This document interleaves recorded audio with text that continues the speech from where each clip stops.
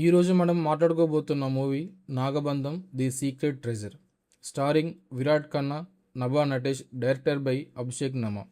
నేనైతే ఈ మూవీ చూసాక డిసప్పాయింట్ అయ్యాను, బట్ ఈ మూవీ ఫ్యామిలీ వాచబుల్.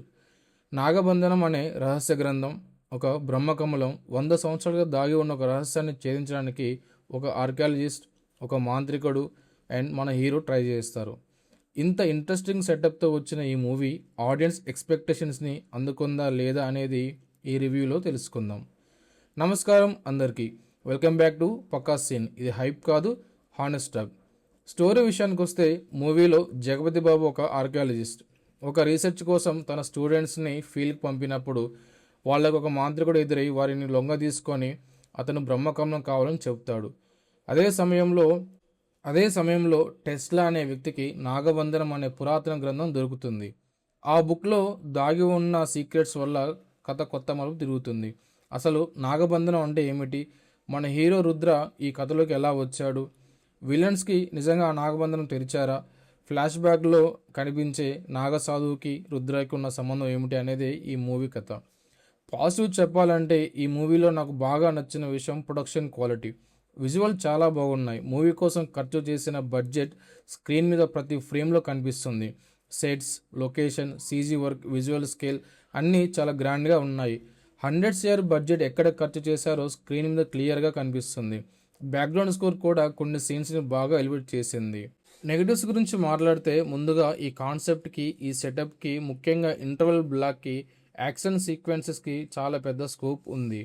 థియేటర్ మొత్తం షేక్ అయ్యే రేంజ్ ఇంటర్వెల్ బ్లాక్కి మనం ఫైట్ ఎక్స్పెక్ట్ చేస్తాం, కానీ ఎగ్జిక్యూషన్ మాత్రం చాలా వీక్గా అనిపించింది. ఫైట్ కొరియోగ్రఫీ అంత ఇంప్రెసివ్గా అనిపించలేదు. అలాగే నాకైతే ఈ మూవీలో బిగ్గెస్ట్ మైనస్ ఎమోషన్. హీరోకి తన సిస్టర్కి అండ్ తన మదర్కి మధ్య ఎమోషనల్ బాండింగ్ అసలు ఎస్టాబ్లిష్ కాలేదు. ఆడియన్స్ వాళ్ళ రిలేషన్షిప్కి కనెక్ట్ అయ్యేలోపే సినిమా ముందుకు వెళ్ళిపోతుంది. దీనివల్ల ఎమోషనల్ సీన్స్ ఏమీ ఇంపాక్ట్ ఇవ్వలేదు. మూవీలో చాలా క్యారెక్టర్స్ని ఇంట్రడ్యూస్ చేశారు, కానీ వాళ్ళల్లోనే చాలా మందిని ప్రాపర్గా యూటిలైజ్ చేయలేదు. కొన్ని క్యారెక్టర్స్ అసలు ఎందుకు ఉన్నారో కూడా అర్థం కాదు మనం మూవీ చూసేటప్పుడు.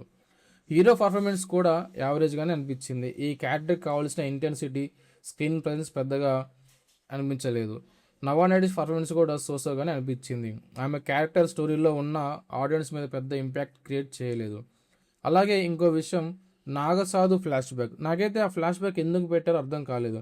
స్టోరీకి స్ట్రాంగ్ కనెక్షన్ క్రియేట్ చేయకుండా జస్ట్ యాడ్ చేసినట్టు అనిపిస్తుంది. ఈ మూవీ చూసేటప్పుడు నాకైతే మగధీర ప్లస్ బింబిసార మూవీ చూసిన ఫీలింగ్ వచ్చింది. ఆ ఫ్లాష్ బ్యాక్ని మెయిన్ స్టోరీతో ఇంకా స్ట్రాంగ్గా కనెక్ట్ చేసి ఉంటే ఎమోషనల్ వెయిట్ కూడా పెరిగేది.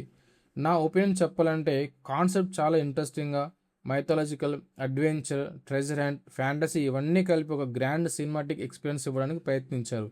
కానీ రైటింగ్, ఎమోషన్స్, యాక్షన్, ఎగ్జిక్యూషన్ ఈ 3 ఏరియాస్లో సినిమా పూర్తిగా మిస్ అయింది. విజువల్స్ మాత్రమే సినిమాని సేవ్ చేయలేవు కదా, ఆడియన్స్ క్యారెక్టర్కి కనెక్ట్ అవ్వాలి. ఆ కనెక్షన్ ఈ సినిమాలో పూర్తిగా మిస్ అయింది.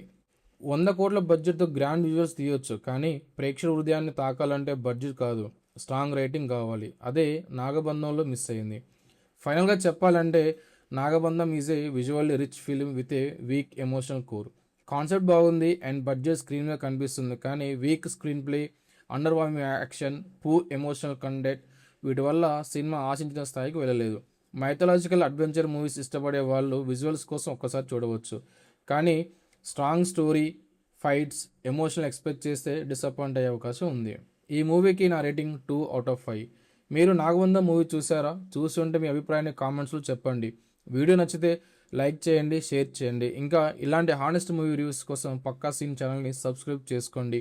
Until next video, this is Pakka scene. ఇది హైప్ కాదు, హానెస్ట్ టాక్.